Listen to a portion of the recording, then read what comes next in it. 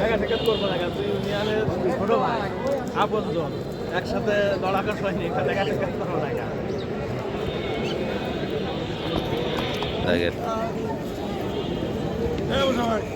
আসসালামু আলাইকুম।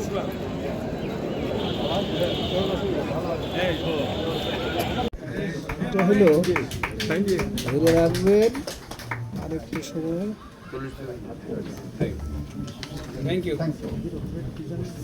ধরে রাখবেন, এটা একটু বলে দেন, এটা একটু উল্লেখ করেন। এই প্রতীকের পরিচয়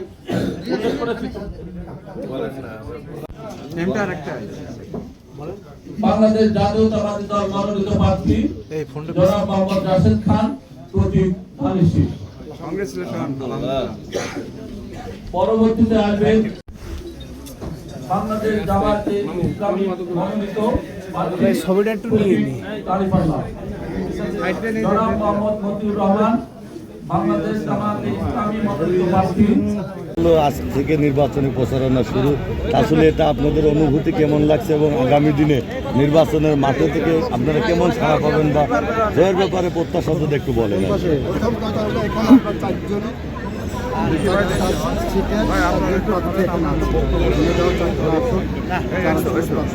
আমার ডান পাশে আছে কালীগঞ্জ, আমি শৈলকুপাল থেকে আসাদুজ্জামান, বড় মজিদ সাহেব, আব্দুল মজিদ, উনি আছেন হরিনাথ এবং হ্যালো হ্যালো হ্যালো, এখানে আছেন আমাদের মেহেদি হাসান রনি। আপনার যে প্রশ্ন, আমাদের অনুভূতি কেমন? আমরা যারা নির্বাচন করি, আমরা যারা রাজনীতি করি, একজন রাজনীতিবিদের জীবনের সবচেয়ে বড় স্বপ্ন থাকে গণতান্ত্রিক প্রক্রিয়ায় নির্বাচিত হওয়ার, এবং সেই নির্বাচিত হওয়ার জন্য প্রথম পদক্ষেপ হিসাবে আমরা মনোনীত হয়েছি দল কর্তৃক। আজকে দলের প্রতীক পেয়েছি আমরা, আমাদের এর থেকে আনন্দ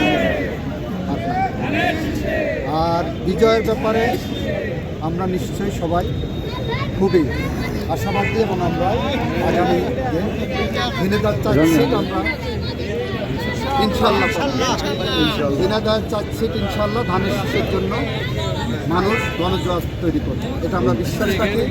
শান্তির জন্য, সম্যের জন্য, সোনাঝরা দিনের জন্য, উন্নয়নের জন্য, শিক্ষার জন্য এবং একটি অসাম্প্রদায়িক বাংলাদেশের জন্য ঝিনাইদহের চাচ্ছি মানুষ ধানের শীষকে উপহার দেবে। আমরা মধ্যমপন্থী, আমরা ডাইনের বামে, বামের ডাইন, বাংলাদেশ একটি মধ্যমপন্থী দল চাই এবং সেই হিসেবে আমরা বিজয় আসি। সবাইকে ভালো, যেটা রিটার্নিং অফিসার বলেছেন, আমাদের জেলাতে সবচেয়ে আচরণবিধি লঙ্ঘনের অভিযোগ না হ্যাঁ